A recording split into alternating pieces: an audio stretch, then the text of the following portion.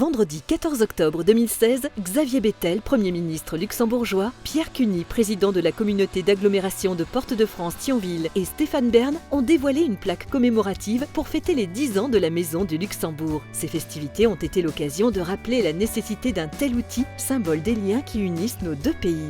C'est de rendre hommage à ceux et celles qui ont créé, qui ont fondé cette Maison de Luxembourg.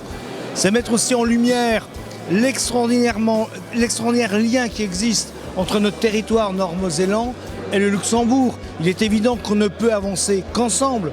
Du côté français, c'est de fédérer l'ensemble, bien sûr, des EPCI qui composent ce territoire et c'est de travailler main dans la main avec le Luxembourg. C'est 90 000 personnes qui, tous les jours, traversent la frontière, tant sur le plan du territoire de thionvillois, mais aussi du territoire de Longwy, et qui vont tous les jours à Luxembourg. Et donc c'est très important de rendre plus fusionnelle cette amitié qui nous lie.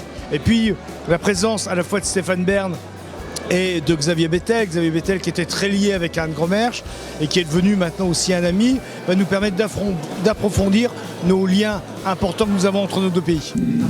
Le fait d'avoir une place ici où les 90 000 frontaliers qui ont des questions peuvent avoir des réponses,